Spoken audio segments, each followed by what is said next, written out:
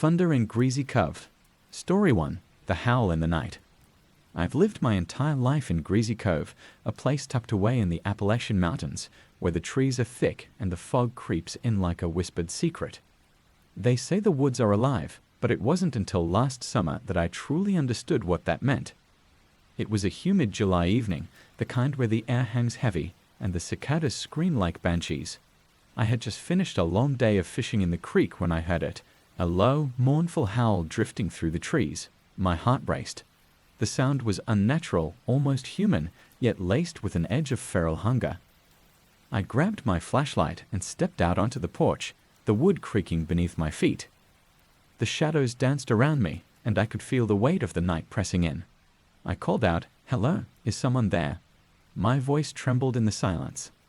Then I saw it, a figure standing at the edge of the woods, just beyond the reach of my light.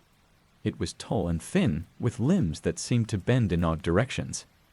I could make out its face, pale as the moon, but its eyes were dark, swallowing the light. They locked onto mine, and I felt a chill run down my spine. Suddenly, the howl erupted again, louder this time, and the figure stepped forward, moving with a fluidity that made my skin crawl. Panic surged through me, and I stumbled back, the flashlight flickering. I slammed the door shut and bolted it, my heart pounding like a drum. But as I stood there, my breath coming in quick gasps, I heard something else, a soft scratching at the door. It wasn't a bark or a growl. It was something deliberate, almost playful. I could hear the breath of whatever was outside, heavy and expectant. Hours passed, but I couldn't bring myself to move. I could still feel its gaze through the wood, could almost sense the twisted grin it wore. It wasn't until dawn broke, painting the cove in a pale light, that I finally summoned the courage to look outside. The porch was empty, but the air felt different. I stepped out cautiously, my breath hitching in my throat. A trail of claw marks etched deep into the wooden door told me I wasn't alone. I could still hear the faint echoes of that howl in the distance, a reminder that the woods never forget. From that day on, I never ventured out after dark without a friend. But sometimes, when the night is particularly still, I swear I can hear it, the howl that shattered my peace, echoing through the trees, waiting for its next chance to come for me. Story 2. The Hollow Man. It was late fall, and the trees were nearly bare, their gnarled branches reaching out like skeletal fingers. The wind howled through Greasy Cove, carrying with it a sense of foreboding that clung to me like the thick mist that rolled down the mountainside. I was out gathering firewood when I first saw him, a shadow moving between the trees. At first, I thought it was just my imagination playing tricks on me, but as I continued to gather kindling, I caught sight of him again. He stood tall, with an impossibly thin frame, dressed in tattered clothes that seemed to blend in with the dark bark of the trees. His face was obscured, shrouded in shadow, but I could feel his eyes boring into me. "Hey!" I called out, my voice shaky. "Who are you?" He didn't respond. Instead, he stepped further back into the forest, disappearing behind the trunks. Something about his presence felt wrong, like an omen.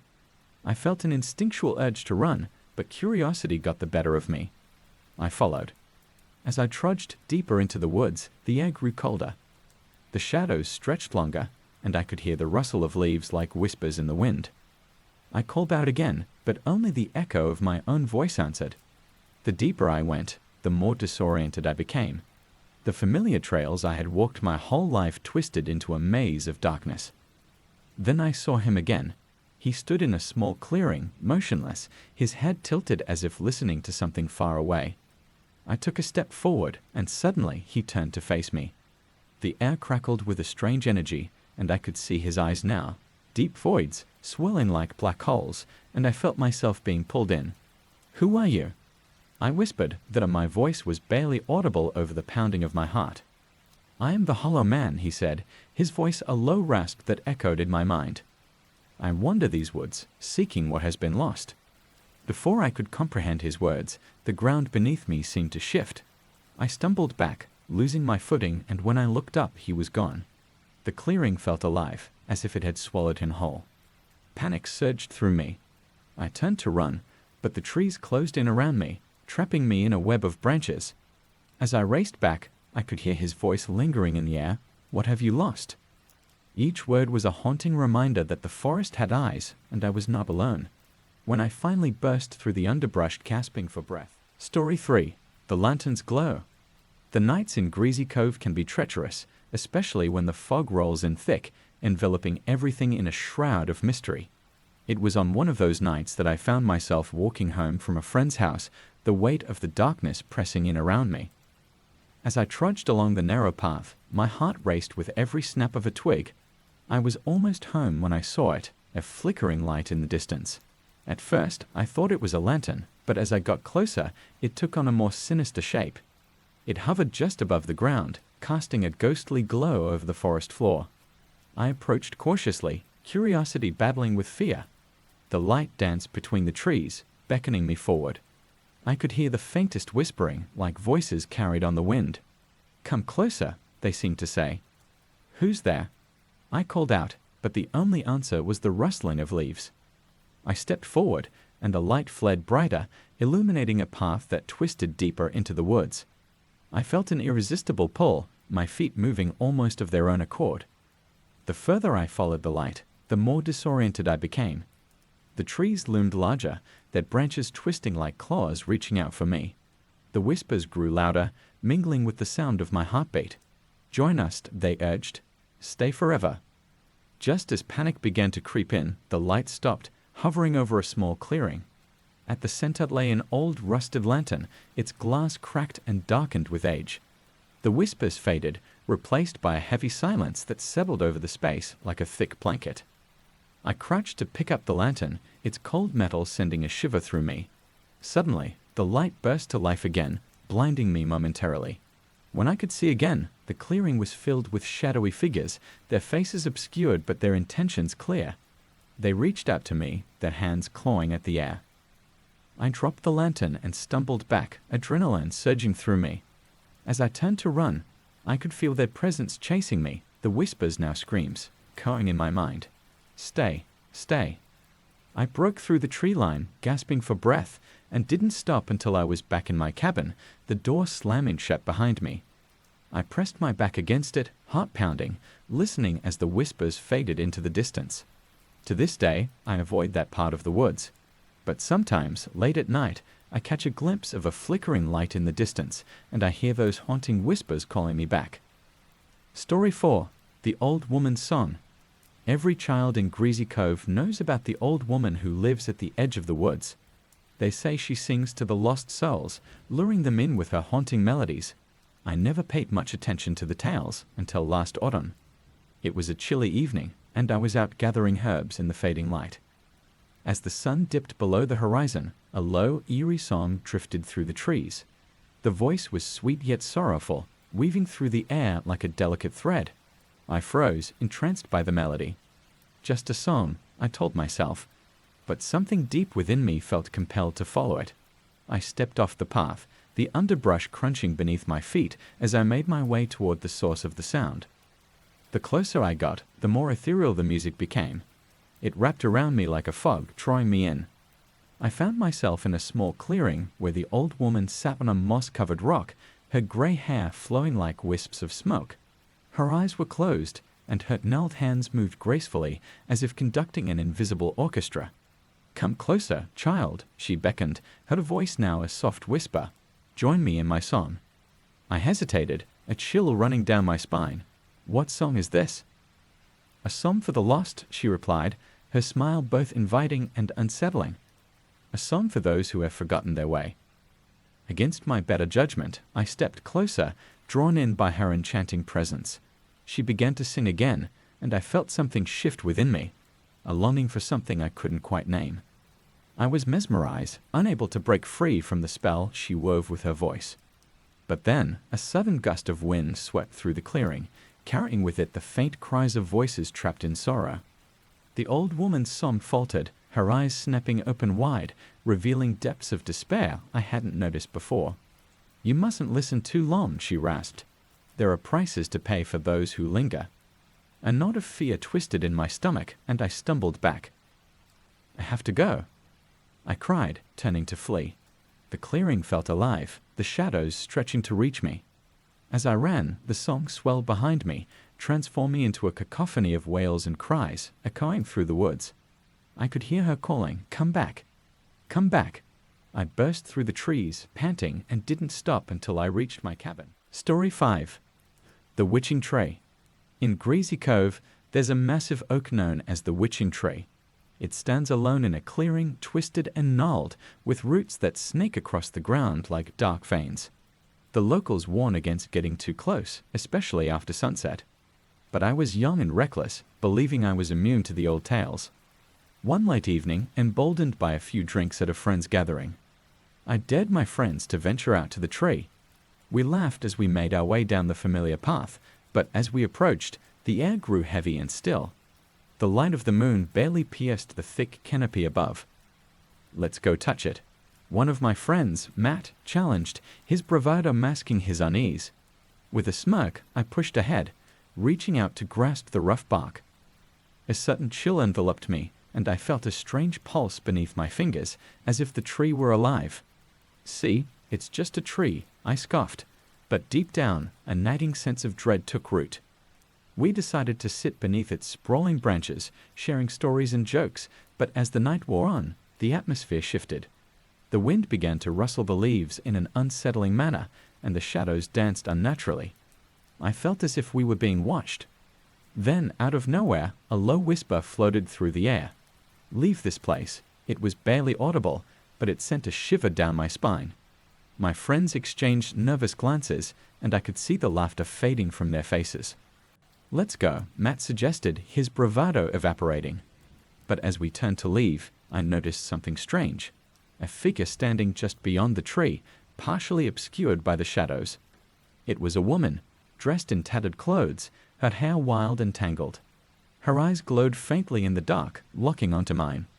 "Stay," she beckoned softly, her voice seductive yet chilling. "Stay with me." Fear gripped my heart. "No, we need to go." I shouted, but my feet felt heavy, as if the roots of the tree were pulling me back. The woman stepped closer, her features becoming clearer. She was beautiful yet terrifying, her smile wide and knowing. "You've disturbed my rest. You must pay the price." Suddenly, the ground shook, and I could hear the groaning of the tree as if it were alive. The whispers grew louder, echoing in my mind, drowning out my thoughts. Leave or stay forever. In a panic, I broke free from the grip of the tree and sprinted back down the path, my friends close behind.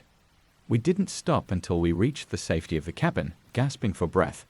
But even then, I could still feel her eyes on me, burning in the darkness. To this day, I avoid that clearing. Sometimes, in the dead of night, I can still hear the whispers of the witching tree, a reminder of the price one pays for disturbing the restless spirits of Greasy Cove. Story 6. The Echo of Lost Voices.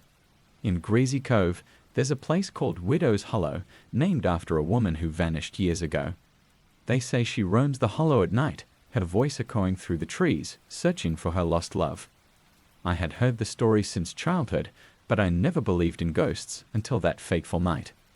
It was a moonless evening when my friends and I decided to explore the hollow, fueled by a mix of bravado and curiosity.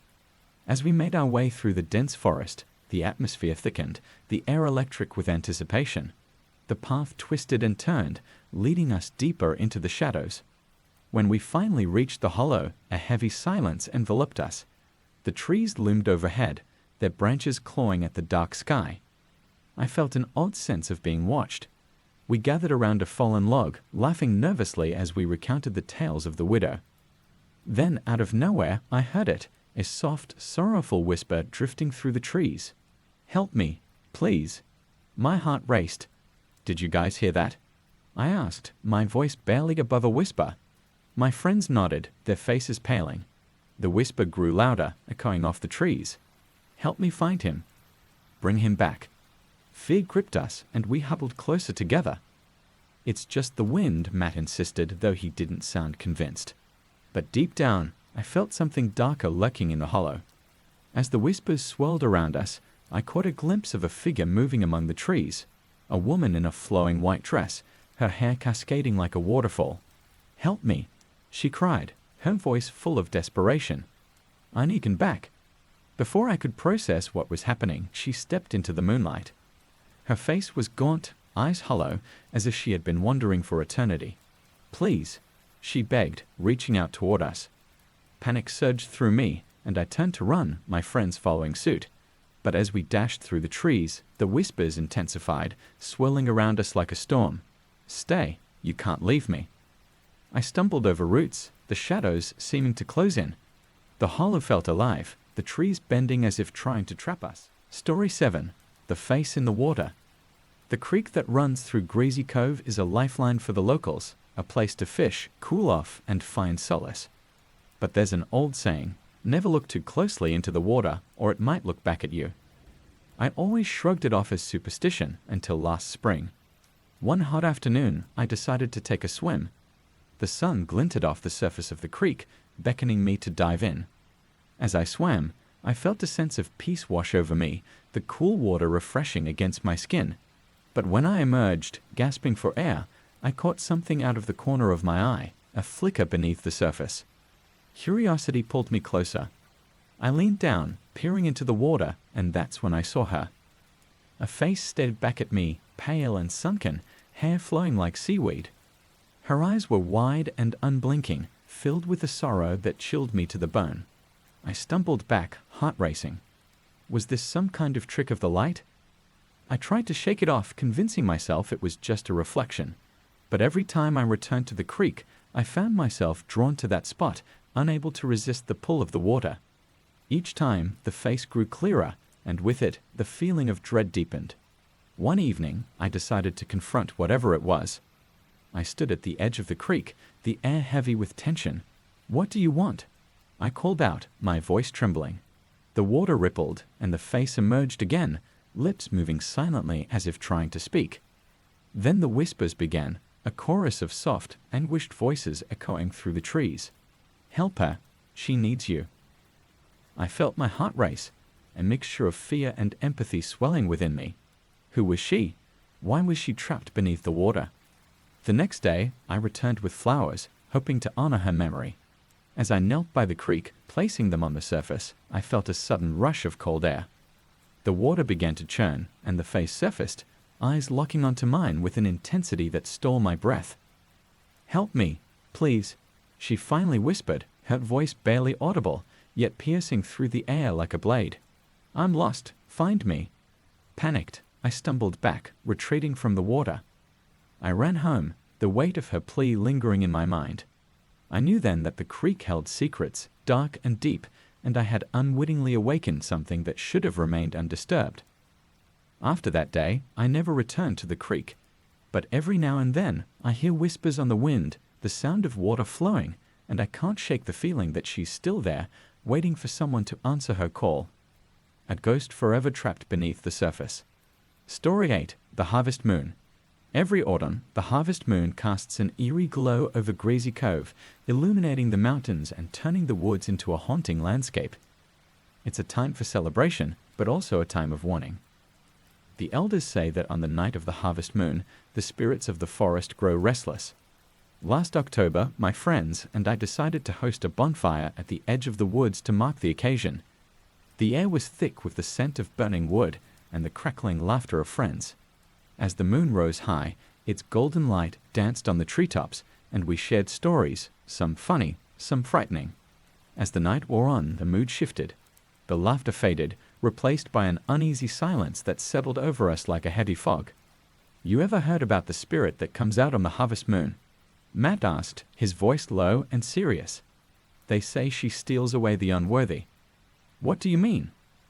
I challenged, half joking. But even as I spoke, I felt a shiver run down my spine. "They say she appears to those who have wronged others, seeking to claim them," he replied, glancing nervously at the shadows. "Some say she has the face of someone you've lost, to lure you in." I tried to laugh it off, but the firelight flickered ominously, and the woods around us felt alive with anticipation. Just then, a gust of wind swept through, extinguishing the flames for a brief moment. We huddled closer, whispering to one another as the darkness pressed in. Then, from the depths of the trees, I heard it, a soft, melodic voice calling out my name. "Come join me." My heart raced. "Did anyone else hear that?" I asked, looking around. My friends nodded, fear etched on their faces. "Let's get out of here," I urged, but curiosity tugged at me. I stood up, drawn toward the sound. "Wait," I called back to my friends. "I want to see what it is." As I stepped into the woods, the voice grew clearer, wrapping around me like a silk ribbon. "You've been chosen. Come to me." It felt familiar, almost comforting. But something deep inside me screamed that I was walking into a trap.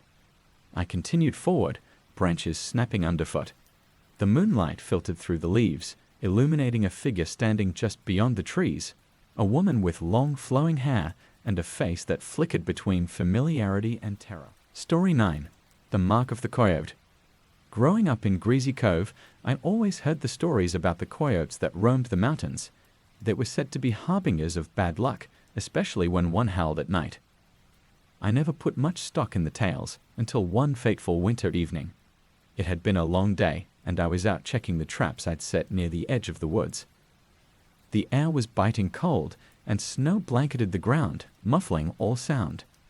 As I moved silently through the trees, I heard it, a lone coyote howling in the distance. The sound sent chills down my spine, but I brushed it off as nature's call. Just as I was about to turn back, I stumbled upon something odd, a fresh kill, the remains of a deer scattered across the snow.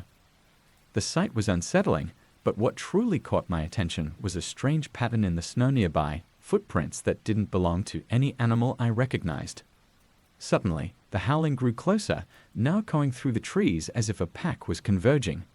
I felt a rush of unease, instinctively looking around. Then I saw them, shadows flitting between the trees, dark shapes moving swiftly. I froze, heart pounding, and realized the coyotes were drawing near. As the howls reached a fever pitch, a figure emerged from the shadows. A coyote standing on a low rise, its eyes glimmering in the dim light. But it wasn't just any coyote. It had an unnatural presence, as if it were more than an animal. I could feel it staring right into my soul. "Leave this place," it seemed to whisper, though its mouth never moved. The sound vibrated in my bones. Panic seized me, and I turned to run, but I slipped on the snow, tumbling into the underbrush. When I finally got to my feet, the howls echoed all around me, a chorus of voices merging with the wind. I sprinted back through the trees, the shadows shifting and closing in around me. It felt as if the very woods were alive, urging me to leave. I burst through the tree line, stumbling onto the path that led home. Gasping for breath, I looked back, half expecting to see the coyotes chasing me. But the woods were silent once more, save for the faint echo of that eerie howl. That night, as I lay in bed, I couldn't shake the feeling that I was being watched. I looked out the window into the darkness, and there they were, two glowing eyes peering back at me from the tree line. My heart raced as I realized they weren't just animals. They were something ancient and primal, guardians of the forest. Weeks passed, and the encounters continued. Each night, I'd hear the howls growing closer, their haunting echoes resonating in my dreams. One morning, I noticed something on my wrist, an odd mark like a coyote's paw, etched into my skin. I could hardly believe my eyes. I sought the wisdom of an elder in the cove, and she told me it was a sign, a mark of warning and a curse. "You've been chosen," she said gravely. "They're bound to you now. You must respect their territory, or they will come for you." From that day on, I've kept my distance from the woods. But sometimes, when the moon hangs high and the wind carries that familiar howl, I feel the mark pulsing on my wrist, a reminder that I'm forever linked to the wild, and the coyotes are always watching. Story 10. The Whistling Man. The townsfolk of Greasy Cove often spoke in hushed tones about the Whistling Man, a figure who roamed the hills, known for his eerie tunes that echoed through the night. They'd warned that if you heard his whistle, you should turn back immediately. Curiosity, however, had always gotten the better of me. One crisp autumn evening, I decided to take a walk through the woods to clear my mind. As the sun dipped below the horizon, a chill settled in the air. I had almost forgotten the warnings until I heard it, a soft, whistling melody drifting through the trees. It was sweet and melodic, yet there was something off about it, something that made my skin crawl. I paused, debating whether to turn back, but the song pulled me in. The sound was hypnotic, weaving through the branches and beckoning me deeper into the woods. Against my better judgment, I followed it, my heart pounding in my chest. The deeper I went, the more the landscape shifted. The trees loomed larger, their shadows stretching like fingers reaching out to me. The whistling grew louder, more insistent, echoing in the stillness of the night. I called out, "Hello, is someone there?" But only the melody answered. Finally, I stumbled into a small clearing, and there he stood, the whistling man. His clothes were tattered, his face obscured by a wide-brimmed hat. He leaned against a tree, whistling that haunting tune, his lips curving into a smile that sent a shiver down my spine. "Beautiful night, isn't it?" he said, his voice smooth and inviting. Yeah, I replied, feeling trapped. "I think I should head back." "Oh, don't be in such a hurry," he said, stepping closer. "Stay a while. You'll love it here." Panic surged through me. I turned to run, but the whistling stopped abruptly, replaced by an unnatural silence. It felt as if the very air thickened, pressing down on me. "Where are you going?" he called out, his voice now a chilling echo. As I sprinted back through the trees, I could feel his presence behind me, a shadow that clung to the edges of my vision. The woods transformed into a labyrinth, branches clawing at my clothes, and the whispers of the trees growing louder. "Stay with me," the voice echoed, morphing into a chorus of laughter that rang in my ears. I finally burst back onto the familiar path leading home, gasping for breath. The comforting glow of my cabin felt like a beacon in the dark. I slammed the door shut and leaned against it, trembling. But even inside, I could still hear it, the faint whistle of that sinister tune, echoing outside my window. I knew then that I had narrowly escaped something far more dangerous than I understood. From that night on, I avoided the woods, and I always listened for the whistle. But sometimes, when the wind howls just right, I can still hear that melody, a haunting reminder that the whistling man is never far away, waiting for the next soul to wander too close. Story 11. The Shadow in the Barn. In Greasy Cove, there's an old barn that's seen better days, standing at the edge of my family's property. When I was a kid, my parents warned me to stay away after dark, saying that something sinister lurked inside. Naturally, my curiosity only grew stronger. One late summer evening, I decided to take a flashlight and explore the barn. The sun had just dipped below the horizon, and the last rays of light cast long shadows across the fields. As I approached the creaking doors, a chill ran down my spine, but I pushed it aside. I had to know what was inside. With a deep breath, I swung the heavy doors open. The scent of hay and mildew hit me like a wave. Dust particles danced in the beam of my flashlight as I stepped inside. The barn was cluttered with old tools and forgotten memories, but the atmosphere felt heavy, as if the walls were holding on to dark secrets. As I explored, I began to hear faint noises, scratching, shuffling sounds that seemed to echo through the dim space. "Hello," I called out, but only the whispers of the wind answered. I shone my light around, but nothing seemed amiss. Still, the uneasy feeling settled in the pit of my stomach. Then I saw it, a dark shape moving in the corner of the barn. My heart raced as I pointed the flashlight in its direction. At first, it looked like a pile of old hay, but then it shifted, revealing a shadowy figure crouched low to the ground. Its eyes glinted in the light, reflecting a haunting intensity. "Who's there?" I shouted, trying to sound brave. The figure straightened slowly, and a chilling smile spread across its face. A smile that seemed far too wide, stretching impossibly across its shadowy features. "Stay a while," it whispered, its voice like gravel, scraping against my nerves. I stumbled back, panic flooding my senses. I turned to run, but the figure moved faster than I could comprehend, darting in front of me, blocking the exit. "You're not leaving," it hissed, its smile growing even wider. The barn felt like it was closing in on me, the walls pulsating as if alive. I scrambled for the door, my heart pounding like a war drum. "Get away from me!" I screamed, pushing past the figure and bursting out into the open air. I ran across the yard, not stopping until I reached the safety of my house. Slamming the door behind me, I leaned against it, gasping for breath. But as I looked back at the barn, I could see the shadow still lurking in the doorway, its grin etched into the darkness. That night, I locked my bedroom door, but sleep eluded me. The shadow haunted my dreams, whispering my name, promising I would never escape. From that day on, I avoided the barn, fearing what might emerge if I ventured too close again. Now, every time the wind howls through the trees, I can't help but remember that smile, an invitation to a darkness I can never forget, and a reminder that some shadows are best left undisturbed. Story 12. The Lantern on the Hill. On the outskirts of Greasy Cove, there's a hill known as Lantern Hill. Locals avoid it after sunset, claiming that a mysterious light appears at the top, leading unsuspecting souls into the woods. I was skeptical of such tales, believing they were mere superstition, until I encountered the lantern myself. It was a chilly night in early November when my friends and I decided to take a hike. The moon was full, casting a silvery glow across the landscape. We climbed Lantern Hill, sharing jokes and laughing, dismissing any worries about the old stories. As we reached the summit, we stopped to catch our breath. That's when I noticed it, a flickering light just beyond the trees. It was soft at first, like the glow of a lantern swaying gently in the breeze. "Look," I exclaimed, pointing it out to my friends. "Probably just some campers," Matt shrugged. But as I watched, the light began to move, drifting further into the woods, beckoning us to follow. "Let's check it out," I said, my curiosity getting the better of me. Despite the warnings echoing in my mind, I took a step toward the light. My friends hesitated but eventually followed, drawn in by the mysterious glow. We ventured deeper into the trees, the light dancing just ahead of us. The laughter faded, replaced by an uneasy silence, the only sound our footsteps crunching on fallen leaves.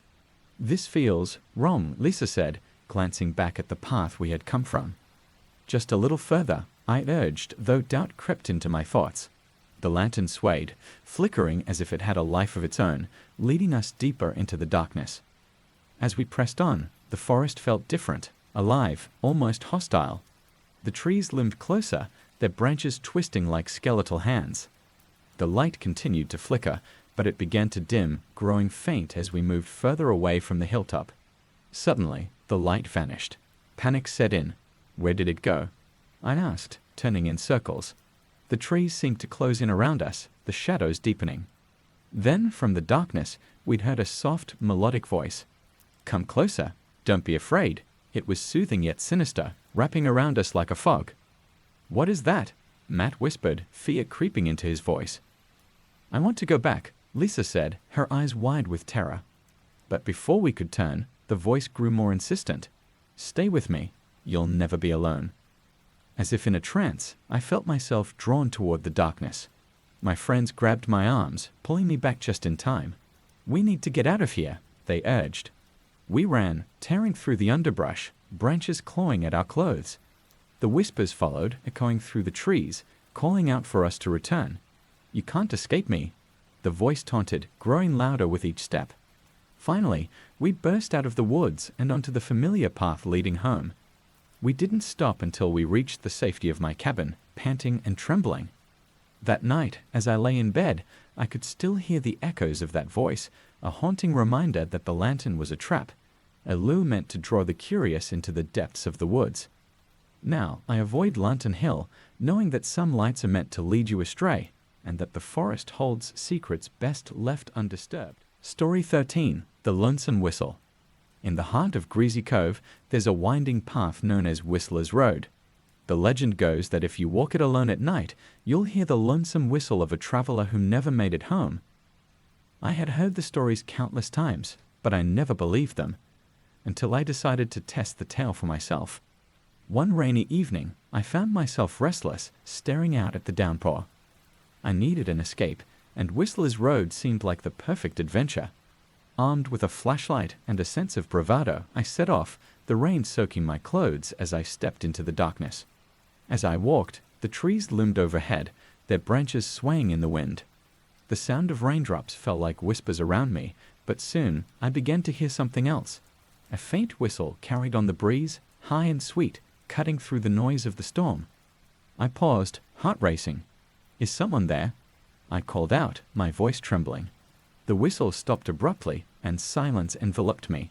Shaking off my nerves, I continued down the path, the beam of my flashlight cutting through the gloom. But as I walked, the whistle resumed, closer now, echoing through the trees. It was a sorrowful tune, tinged with longing.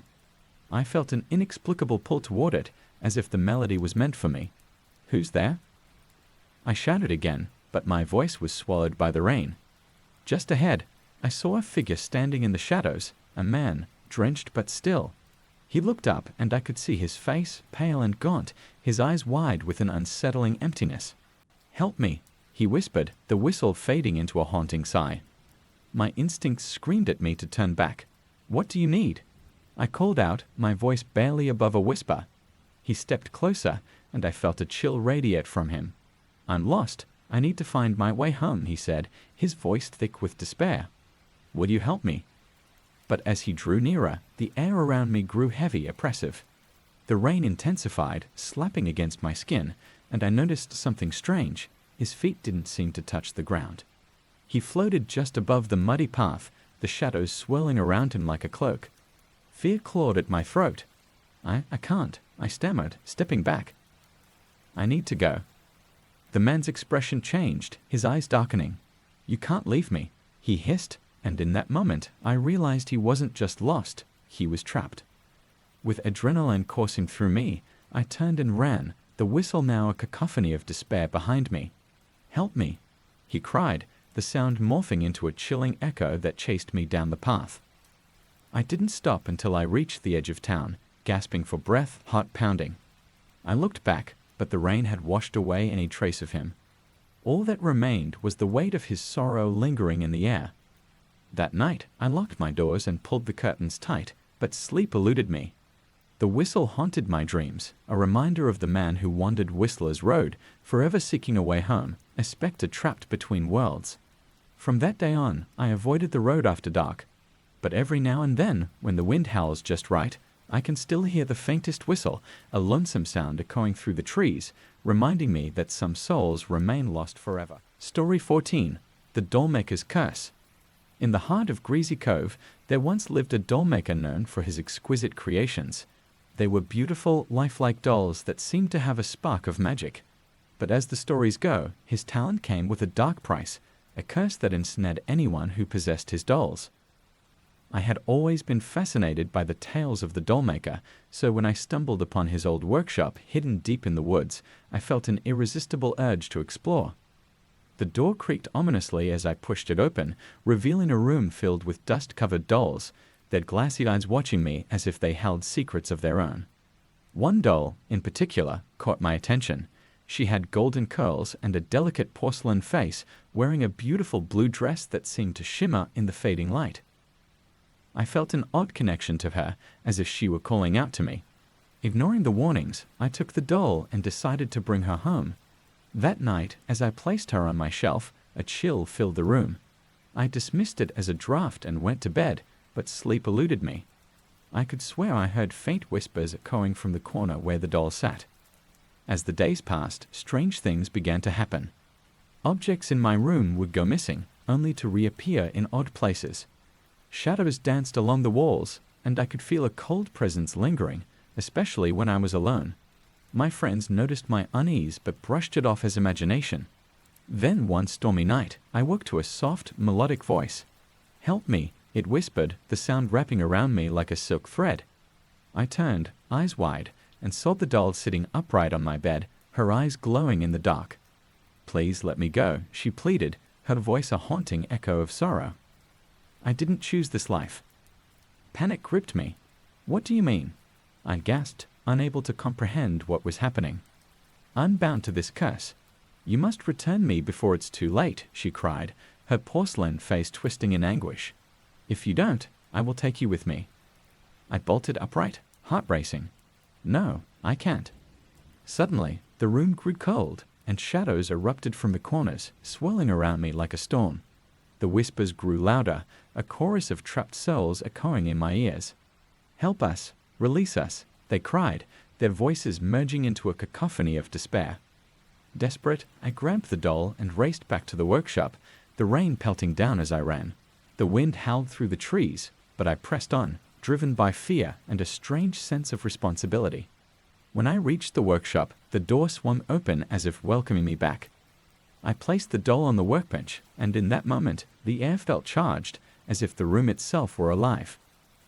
"I'm here to free you," I whispered, my voice trembling. The doll's eyes widened, and she smiled softly. "Thank you," she breathed, and the shadows around me began to swirl, pulling away from my body. With a blinding flash, the room erupted in light, and the dolls around me came to life, dancing in joyous celebration. The curse lifted, leaving behind only a sense of peace.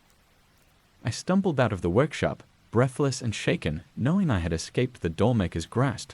From that day on, I never spoke of the doll again, and I made sure to stay away from the woods. Yet, sometimes on quiet nights, I hear soft laughter echoing through the trees, a reminder of the souls once trapped, and the doll who nearly took me with her. Story 15. The Old Church.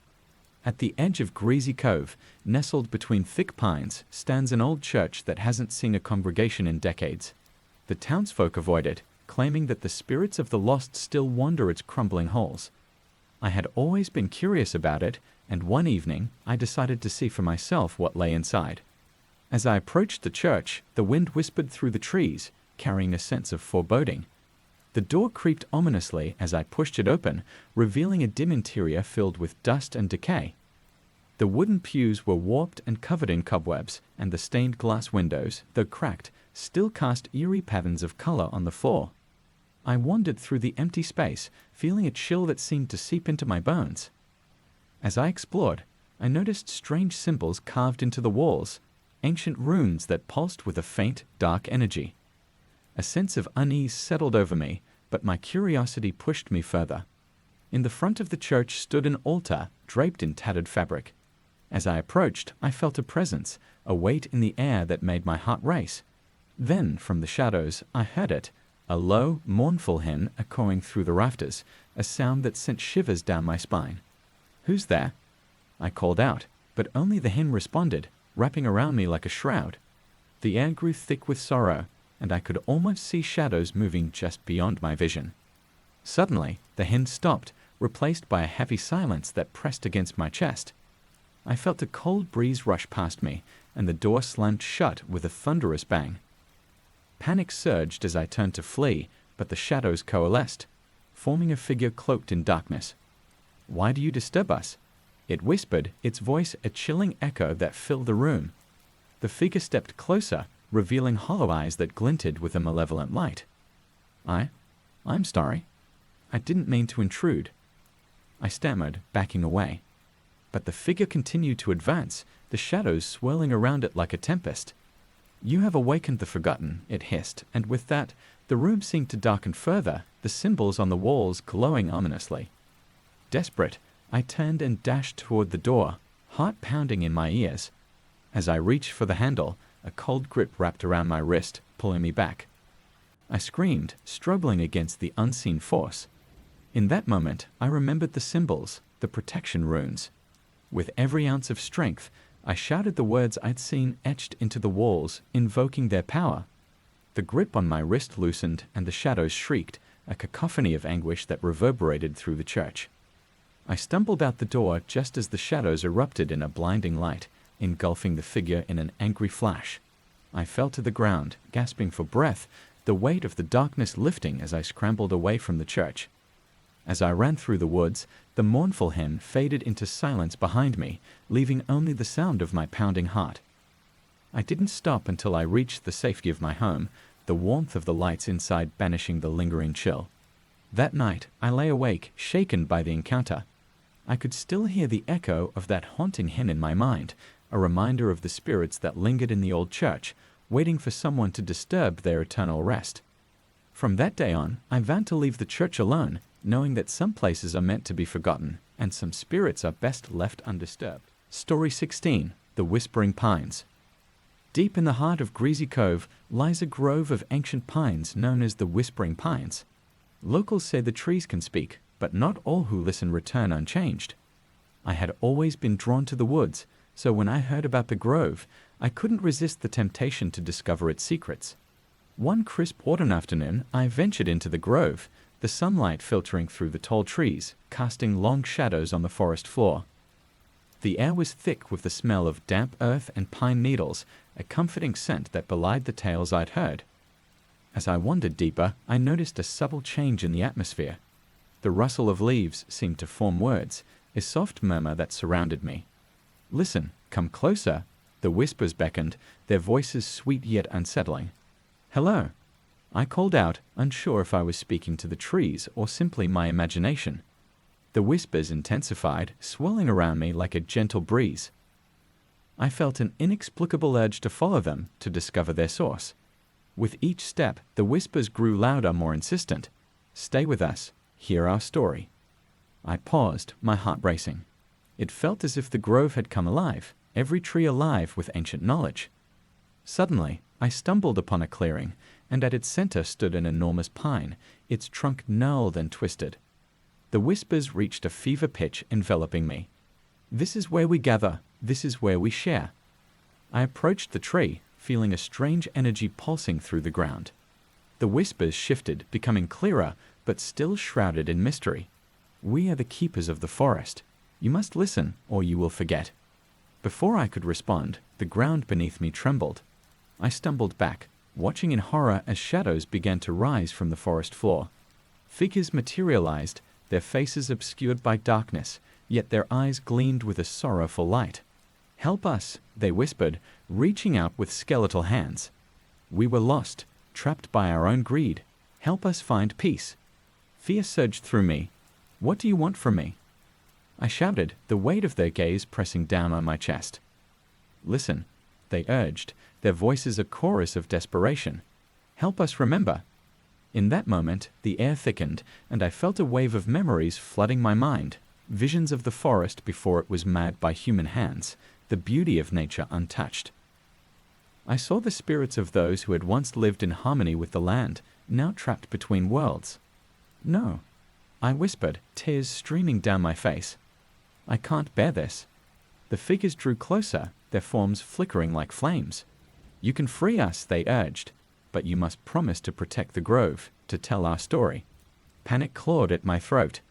I felt the weight of their expectations, the burden of their sorrow pressing down on me.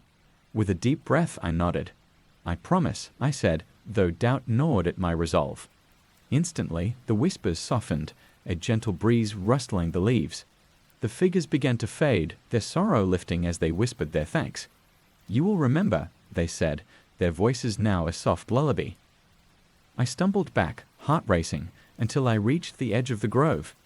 The whispers faded into the wind, leaving only the sound of my breath echoing in the silence.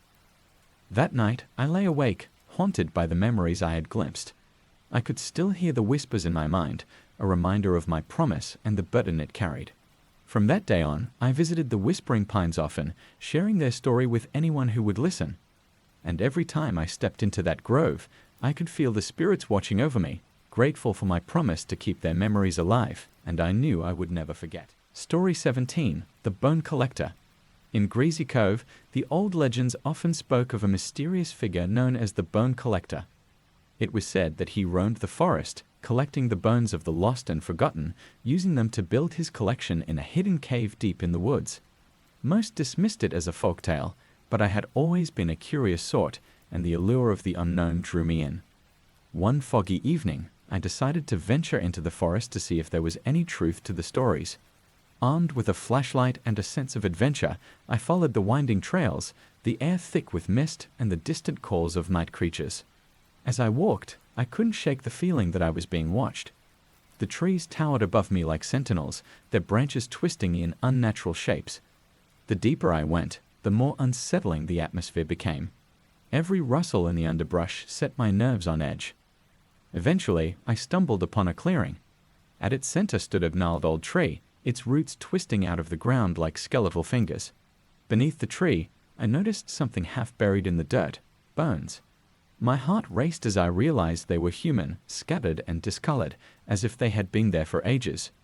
Then, from the shadows, he emerged, the Bone Collector. He was a tall, gaunt figure draped in tattered clothing that seemed to meld into the darkness. His eyes glowed faintly, reflecting a predatory hunger.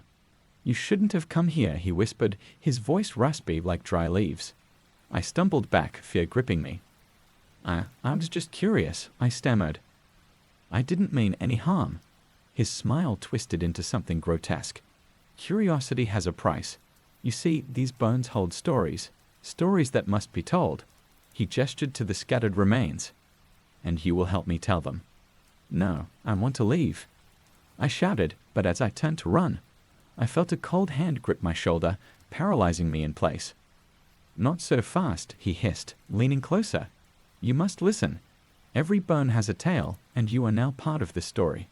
The air grew thick, and the world around me began to blur. I was thrust into visions, sights, and sounds of lives long lost, their stories woven through the bones that surrounded me. I saw flashes of pain, betrayal, and sorrow, as if the very spirits of the dead were crying out for recognition. "Remember them," the bone collector urged, his voice echoing in my mind. "They cannot rest until their stories are told." Desperation surged within me.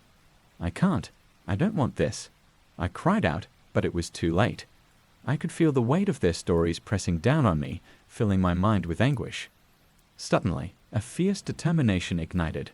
"I will tell their stories," I declared, my voice steadying. "But I won't be your prisoner." With a surge of adrenaline, I broke free from his grip, stumbling backward. The visions swirled around me, the bone-laden ground shifting underfoot. I ran, dodging branches that seemed to reach for me, the whispers of the lost urging me on. As I broke through the tree line, the clearing faded behind me, the bone collector's laughter ringing in my ears. I sprinted until I reached the safety of my home, gasping for breath. That night, I lay awake, haunted by the stories that filled my mind. I could hear the echoes of those who had been lost, their cries a reminder of the weight I carried. I knew I had to honor my promise and share their tales. In the days that followed, I wrote down everything I could remember, breathing life into their stories, giving them the voice they had long been denied. And every time I shared their tales, I felt their presence, guiding me, grateful for the release. Though I never returned to the forest, I knew that the bone collector would always be there, waiting for the next curious soul to wander too close. Story 18. The Fog of Lost Souls. In Greasy Cove, there are nights when the fog rolls in thick and heavy, shrouding the world in a ghostly blanket. The elders speak of it as a time when the lost souls wander, searching for something they can never find. Intrigued and a bit reckless, I decided to explore the cove one such night, curious to witness the legends for myself. As I stepped outside, the chill in the air wrapped around me like a cloak. The fog swallowed the landscape, transforming familiar paths into a labyrinth of shadows. My heart raced with a mix of excitement and fear as I ventured toward the woods. With each step, the world grew quieter. The usual sounds of crickets and rustling leaves were muted, replaced by an eerie stillness. I felt as if the fog itself was alive, swirling around me, guiding me deeper into its embrace. Then I heard it, a soft, mournful wail, carried on the wind. "Help us, find us." The sound sent chills down my spine, but I pressed on, curiosity outweighing my fear. The whispers seemed to beckon me closer. As I walked, the fog thickened, wrapping around my legs. Shapes began to emerge, shadowy figures drifting through the mist. I blinked, trying to make sense of what I was seeing. They were people, ghostly apparitions with hollow eyes and expressions of deep sorrow. "Who are you?" I called out, my voice trembling. "Lost," one figure replied, its voice a haunting whisper. "We are lost, searching for our home." Pity surged through me, but I also felt a gnawing fear. "What do you want from me?" I asked, backing away. "Help us remember," another figure urged, extending a translucent hand. "Help us find our way back." In that moment, I was flooded with visions, flashes of lives once lived, moments of joy turned to despair. I saw glimpses of laughter in the sunlight, and then darkness consuming them. "You were forgotten," I whispered, realizing the truth of their plight. "We cannot leave," the first figure said, a tear glistening in its eye. "Unless someone remembers us." A sense of dread settled over me. "What do I have to do?" I asked, knowing I had to help. "Tell our stories," the figures urged, their voices blending into a haunting chorus. "Let the world know we existed." I nodded, though fear gnawed at my insides. "I promise," I said, my voice steadying. "I will remember you." As I spoke those words, the fog began to shift, swirling in a chaotic dance around me. The figures smiled, their expressions brightening, and for a brief moment, the darkness lifted. The whispers turned into a melody, a beautiful song that filled the air with warmth. But as quickly as it came, the light began to fade. The figures started to dissolve into the mist, their sorrowful expressions replaced with gratitude. "Thank you. Thank you for remembering," they whispered before vanishing completely. The fog thickened again, wrapping around me like a shroud. I stumbled back, desperate to escape the weight of their stories pressing down on me. As I ran, the world around me shifted and twisted, the path ahead obscured by the relentless fog. Finally, I broke free, bursting out into the clearing near my home. The air was clear, the fog lifting as dawn broke on the horizon. I gasped for breath, heart pounding, but a sense of peace washed over me. That day, I took to my pen and paper, determined to write down the stories of the lost souls I had encountered. With each word, I felt their presence, guiding me as I brought their tales to life. Now, whenever the fog rolls into Greasy Cove, I sit by my window, listening for the whispers that linger in the air. And I know, as long as I remember, their spirits will never truly be lost. Story 19. The Shadow Under the Bed. In Greasy Cove, children often speak in hushed tones about the shadow under the bed. They say it's a creature that feeds on fear, lurking in the darkness and waiting for the perfect moment to strike. As a child, I dismissed it as mere superstition, but one night I learned the terrifying truth. I was 10 years old, full of bravado, and too old to be afraid of imaginary monsters. But that night, a thunderstorm raged outside, the wind howling like a pack of wolves. Lightning illuminated my room, casting strange shadows that danced along the walls. As I lay in bed, trying to sleep, I felt a chill creep up my spine. I glanced at the space beneath my bed, half expecting to see nothing but darkness. But something flickered just out of sight, a shape that didn't belong. "Hello!" I called out, my voice barely above a whisper. Silence answered, heavy and suffocating. I turned away, dismissing it as my imagination, but the feeling of being watched intensified. Hours passed, the storm raging outside. Then I heard it, a soft, slithering sound coming from beneath my bed. My heart raced, and I peered over the edge. The shadow was darker than the rest of the room, a swirling mass that seemed to breathe. "Who's there?" I croaked, fear tightening my throat. The shadow shifted, and I felt a wave of cold wash over me. "I'm not afraid," I shouted, trying to sound brave. But the shadow only grew, its edges creeping closer to the bed. "You should be," it hissed, a voice like gravel scraping against metal. "I feed on fear, and you have so much to give." Panic surged through me, and I scrambled backward, my back hitting the wall. "Leave me alone," I cried, but the shadow only chuckled, a sound that chilled me to the bone. "Every fear you hide, every doubt you carry, it makes me stronger," it taunted, creeping further into the room. "You can't escape me." I felt the weight of its presence pressing down, a suffocating darkness enveloping me. Desperation clawed at my insides. In that moment, I remembered my mother's words about facing fears. "You're not real." I shouted, summoning all my courage. "You're just a shadow." The creature paused, confusion rippling through its form. "A shadow?" it echoed, its voice laced with doubt. "But I am darkness. I am fear." "Not if I don't let you be."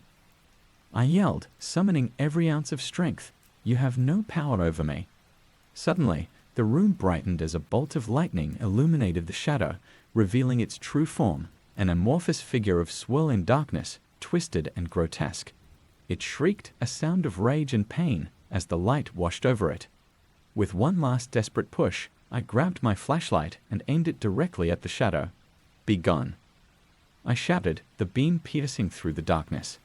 The creature writhed and twisted, its form unraveling like smoke in the wind. In an explosion of darkness, it dissipated into the corners of the room, leaving behind an echoing silence. I slumped against the wall, heart racing, the storm outside calming, as if the world had shifted with my victory. From that night on, I never feared the shadow under the bed again. I learned to face my fears head-on, knowing that as long as I believed in my own strength, the darkness had no power over me. And though I could still feel its presence sometimes, lurking at the edges of my mind, I knew I could always chase it away with the light. Story 20. The Lantern Keeper. In Greasy Cove, the locals tell stories of the Lantern Keeper, a mysterious figure who appears during the darkest nights, guiding lost souls through the woods with a flickering light. Some say he's a benevolent spirit. Others warn he leaves travelers to their doom. Naturally, I had to see for myself. One moonless night, I set out into the forest, the air thick with an unsettling stillness. The trees loomed like ancient sentinels, their branches twisting in the night breeze. I had heard that the lantern keeper was most often seen near the old stone bridge, so I made my way there, my flashlight cutting through the darkness. As I approached the bridge, I noticed a soft glow flickering in the distance. My heart raced as I drew closer, the light growing brighter and warmer. It danced and swayed like a will-o'-the-wisp, beckoning me forward. I hesitated, remembering the warnings of the townsfolk. Just a trick of the light, I muttered to myself, trying to sound brave. But curiosity won out, and I pressed on, stepping onto the bridge. The glow intensified, revealing an old man clad in tattered clothing, his face shadowed beneath a wide-brimmed hat. He held a lantern that glimmered with an ethereal light. "Welcome, traveler," he said, his voice smooth yet tinged with an otherworldly echo. "I am the lantern keeper. Is it true that you guide lost souls?" I asked, trying to sound more confident than I felt. "Yes," he replied, his eyes glimmering like stars.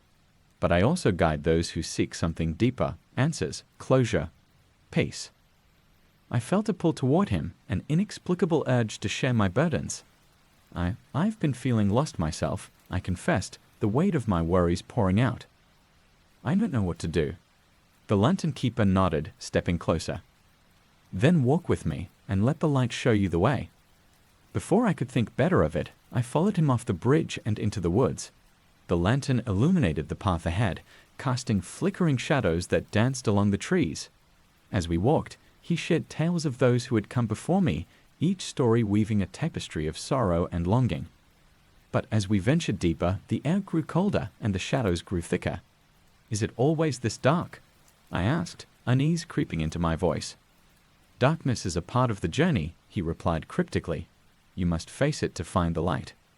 Suddenly, the lantern's glow dimmed and the shadows pressed closer. I felt a shiver run down my spine. "What's happening?" I whispered, glancing back the way we came. "You're not ready yet," he said, a hint of disappointment in his voice. "You must confront your fears." "Wait." I didn't ask for this. I protested, panic rising. But as I turned to run, the shadows lunged forward, grabbing at my limbs like icy hands. The lantern keeper stepped back, his face obscured. "You must choose," he said, his voice distant. "Embrace the darkness or fight for the light." In that moment, I recalled the tales of those who had succumbed to the shadows, becoming lost forever. I took a deep breath, summoned my courage, and shouted, "I choose the light." With that declaration, I focused on the lantern, its glow flickering but strong. The shadows recoiled, and I pushed through the darkness, breaking free from their grasp. I felt the warmth of the lantern's light envelop me, guiding me back toward the path I had lost. When I finally emerged back at the bridge, I turned to find the lantern keeper gone, the light extinguished. The woods felt still and quiet, the weight of the shadows lifting. I stumbled home, heart pounding, but with a newfound strength. The lantern keeper had shown me that darkness is real, but so is the light. And as long as I held on to that light within me, I would never be lost again. Story 21. The Humming Willow. In Greasy Cove, there's a willow tree by the river that the townsfolk refer to as the Humming Willow. They say it hums a soft, melancholic tune, especially on moonlit nights. Many believe it's a sign of the spirits lingering nearby, and no one dares to go near after dark. Intrigued, I decided to visit the willow one evening, hoping to uncover its secrets. As I approached the river, the moonlight shimmered off the water, casting silvery reflections. The willow stood tall, its branches drooping low like arms reaching for the ground. As I drew closer, I heard it, the faint hum, a melody both beautiful and haunting. It wrapped around me like a warm embrace. "Hello," I called out, my voice barely breaking through the soft sounds. The humming grew slightly louder, as if responding to my presence. I stepped closer, entranced. The branches swayed gently, and I felt a strange pull toward them.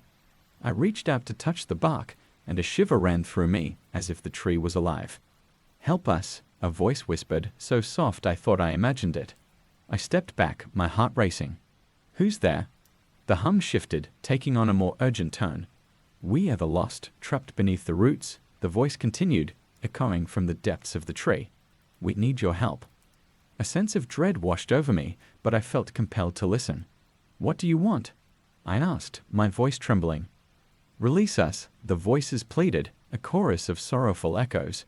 We were once like you, but we were taken by the darkness. What darkness? I demanded, glancing around. The air felt heavy, the shadows stretching closer. Those who seek to consume, they replied, the hum deepening into a mournful dirge. They hide in the dark and trap souls within the roots of the willow. You must break the curse. Terror gripped me, but I couldn't turn away. How do I help? I asked, desperate to understand. Find the heart of the willow buried deep within, they urged. Only then can we be free. Gathering my courage, I knelt by the tree, feeling the cold earth beneath my fingers. I dug at the base, roots twisting around my hands like serpents. The hum grew louder, more frantic, urging me on. Finally, my fingers brushed against something solid, a small, weathered box. With trembling hands, I unearthed it, brushing away the dirt. The box was adorned with intricate carvings of leaves and faces twisted in pain. I hesitated, fear clenching my heart. Is this it? I whispered. Yes, the voices chorused. Open it and set us free. I took a deep breath and lifted the lid. Inside, I found a collection of trinkets, broken watches, lost rings, and bits of fabric. But there, at the center, lay a glowing stone, pulsating with a soft light. As I touched the stone, a surge of energy coursed through me, and the humming shifted into a triumphant melody. You have found it, the voices rejoiced. Now break the bonds. I held the stone high, and a light burst forth, illuminating the willow. The shadows recoiled, shrieking as the light engulfed the tree. I felt a wave of warmth wash over me, as if the souls trapped within were finally being released. The tree trembled, and I watched in awe as the branches shivered and shook, shedding dark leaves that fell like rain. The hum transformed into laughter, echoing through the night. As the last remnants of darkness faded, the willow stood tall and proud, its leaves shimmering like emeralds. The voices of the lost became whispers of gratitude, drifting on the breeze. I stumbled back, breathless, the weight of the moment sinking in. I had set them free. The humming willow, now a beacon of light, stood as a testament to the power of courage and compassion. From that night on, I visited the willow often, sharing its story with anyone who would listen. And though I could still hear faint echoes of the lost souls, I knew they were finally at peace, their melody forever woven into the fabric of Greasy Cove. Story 17, The Bone Collector. In Greasy Cove, the old legends often spoke of a mysterious figure known as the Bone Collector. It was said that he roamed the forest, collecting the bones of the lost and forgotten, using them to build his collection in a hidden cave deep in the woods. Most dismissed it as a folktale, but I had always been a curious sort, and the allure of the unknown drew me in. One foggy evening, I decided to venture into the forest to see if there was any truth to the stories. Armed with a flashlight and a sense of adventure, I followed the winding trails, the air thick with mist and the distant calls of night creatures. As I walked, I couldn't shake the feeling that I was being watched. The trees towered above me like sentinels, their branches twisting in unnatural shapes. The deeper I went, the more unsettling the atmosphere became. Every rustle in the underbrush set my nerves on edge. Eventually, I stumbled upon a clearing. At its center stood a gnarled old tree, its roots twisting out of the ground like skeletal fingers. Beneath the tree, I noticed something half buried in the dirt, bones. My heart raced as I realized they were human, scattered and discolored, as if they had been there for ages. Then, from the shadows, he emerged, the Bone Collector. He was a tall, gaunt figure draped in tattered clothing that seemed to meld into the darkness. His eyes glowed faintly, reflecting a predatory hunger. "You shouldn't have come here," he whispered, his voice raspy like dry leaves. I stumbled back, fear gripping me. I was just curious," I stammered. "I didn't mean any harm." His smile twisted into something grotesque. "Curiosity has a price.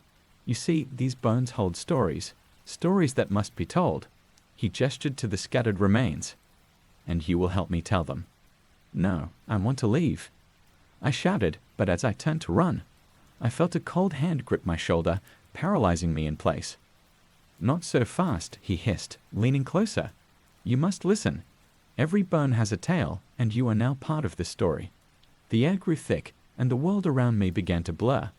I was thrust into visions, sights, and sounds of lives long lost, their stories woven through the bones that surrounded me. I saw flashes of pain, betrayal, and sorrow, as if the very spirits of the dead were crying out for recognition. "Remember them," the bone collector urged, his voice echoing in my mind. "They cannot rest until their stories are told." Desperation surged within me. "I can't. I don't want this." I cried out, but it was too late. I could feel the weight of their stories pressing down on me, filling my mind with anguish. Suddenly, a fierce determination ignited. "I will tell their stories," I declared, my voice steadying. "But I won't be your prisoner." With a surge of adrenaline, I broke free from his grip, stumbling backward. The visions swirled around me, the bone-laden ground shifting underfoot. I ran, dodging branches that seemed to reach for me, the whispers of the lost urging me on. As I broke through the tree line, the clearing faded behind me, the bone collector's laughter ringing in my ears. I sprinted until I reached the safety of my home, gasping for breath. That night, I lay awake, haunted by the stories that filled my mind. I could hear the echoes of those who had been lost, their cries a reminder of the weight I carried. I knew I had to honor my promise and share their tales. In the days that followed, I wrote down everything I could remember, breathing life into their stories, giving them the voice they had long been denied. And every time I shared their tales, I felt their presence, guiding me, grateful for the release. Though I never returned to the forest, I knew that the bone collector would always be there, waiting for the next curious soul to wander too close. Story 18. The Fog of Lost Souls. In Greasy Cove, there are nights when the fog rolls in thick and heavy, shrouding the world in a ghostly blanket. The elders speak of it as a time when the lost souls wander, searching for something they can never find. Intrigued and a bit reckless, I decided to explore the cove one such night, curious to witness the legends for myself. As I stepped outside, the chill in the air wrapped around me like a cloak. The fog swallowed the landscape, transforming familiar paths into a labyrinth of shadows. My heart raced with a mix of excitement and fear as I ventured toward the woods. With each step, the world grew quieter. The usual sounds of crickets and rustling leaves were muted, replaced by an eerie stillness. I felt as if the fog itself was alive, swirling around me, guiding me deeper into its embrace. Then I heard it, a soft, mournful wail, carried on the wind. "Help us, find us." The sound sent chills down my spine, but I pressed on, curiosity outweighing my fear. The whispers seemed to beckon me closer. As I walked, the fog thickened, wrapping around my legs. Shapes began to emerge, shadowy figures drifting through the mist. I blinked, trying to make sense of what I was seeing. They were people, ghostly apparitions with hollow eyes and expressions of deep sorrow. "Who are you?" I called out, my voice trembling. "Lost," one figure replied, its voice a haunting whisper. "We are lost, searching for our home." Pity surged through me, but I also felt a gnawing fear. "What do you want from me?" I asked, backing away. "Help us remember," another figure urged, extending a translucent hand. "Help us find our way back." In that moment, I was flooded with visions, flashes of lives once lived, moments of joy turned to despair. I saw glimpses of laughter in the sunlight, and then darkness consuming them. "You were forgotten," I whispered, realizing the truth of their plight. "We cannot leave," the first figure said, a tear glistening in its eye. "Unless someone remembers us." A sense of dread settled over me. "What do I have to do?" I asked, knowing I had to help. "Tell our stories," the figures urged, their voices blending into a haunting chorus. "Let the world know we existed." I nodded, though fear gnawed at my insides. "I promise," I said, my voice steadying. "I will remember you."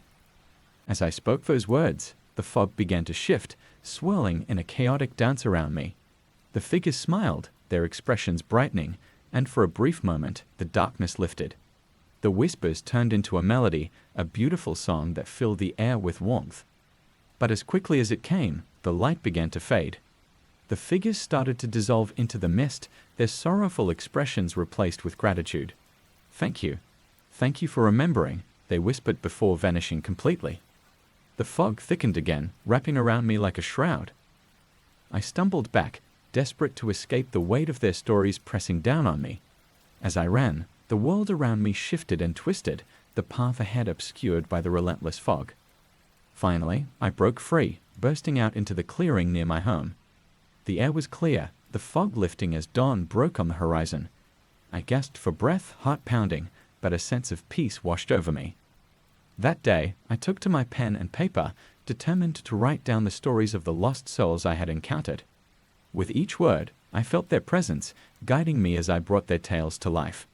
Now, whenever the fog rolls into Greasy Cove, I sit by my window, listening for the whispers that linger in the air.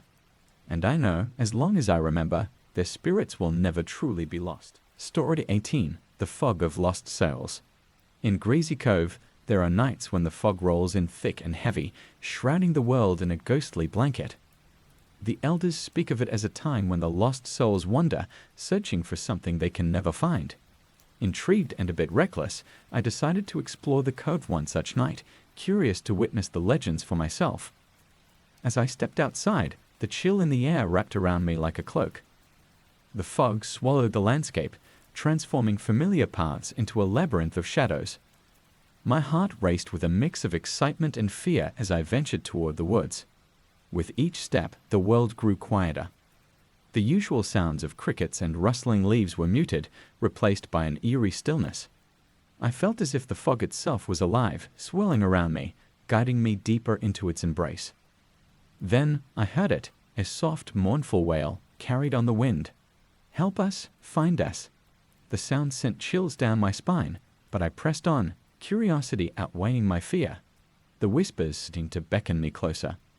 As I walked, the fog thickened, wrapping around my legs. Shapes began to emerge, shadowy figures drifting through the mist. I blinked, trying to make sense of what I was seeing. They were people, ghostly apparitions with hollow eyes and expressions of deep sorrow. "Who are you?" I called out, my voice trembling. "Lost," one figure replied, its voice a haunting whisper. "We are lost, searching for our home." Pity surged through me, but I also felt a gnawing fear. "What do you want from me?" I asked, backing away. "Help us remember," another figure urged, extending a translucent hand. "Help us find our way back." In that moment, I was flooded with visions, flashes of lives once lived, moments of joy turned to despair. I saw glimpses of laughter in the sunlight, and then darkness consuming them. "You were forgotten," I whispered, realizing the truth of their plight. "We cannot leave," the first figure said, a tear glistening in its eye. "Unless someone remembers us." A sense of dread settled over me. "What do I have to do?" I asked, knowing I had to help. "Tell our stories," the figures urged, their voices blending into a haunting chorus. "Let the world know we existed." I nodded, though fear gnawed at my insides. "I promise," I said, my voice steadying. "I will remember you." As I spoke those words, the fog began to shift, swirling in a chaotic dance around me. The figures smiled, their expressions brightening, and for a brief moment, the darkness lifted. The whispers turned into a melody, a beautiful song that filled the air with warmth. But as quickly as it came, the light began to fade. The figures started to dissolve into the mist, their sorrowful expressions replaced with gratitude. "Thank you. Thank you for remembering," they whispered before vanishing completely. The fog thickened again, wrapping around me like a shroud. I stumbled back, desperate to escape the weight of their stories pressing down on me. As I ran, the world around me shifted and twisted, the path ahead obscured by the relentless fog. Finally, I broke free, bursting out into the clearing near my home. The air was clear, the fog lifting as dawn broke on the horizon. I gasped for breath, heart pounding, but a sense of peace washed over me. That day, I took to my pen and paper, determined to write down the stories of the lost souls I had encountered. With each word, I felt their presence, guiding me as I brought their tales to life. Now, whenever the fog rolls into Greasy Cove, I sit by my window, listening for the whispers that linger in the air. And I know, as long as I remember, their spirits will never truly be lost. Story 10. The Whistling Man. The townsfolk of Greasy Cove often spoke in hushed tones about the Whistling Man, a figure who roamed the hills, known for his eerie tunes that echoed through the night. They'd warned that if you heard his whistle, you should turn back immediately. Curiosity, however, had always gotten the better of me. One crisp autumn evening, I decided to take a walk through the woods to clear my mind. As the sun dipped below the horizon, a chill settled in the air. I had almost forgotten the warnings until I heard it. a soft, whistling melody drifting through the trees. It was sweet and melodic, yet there was something off about it, something that made my skin crawl.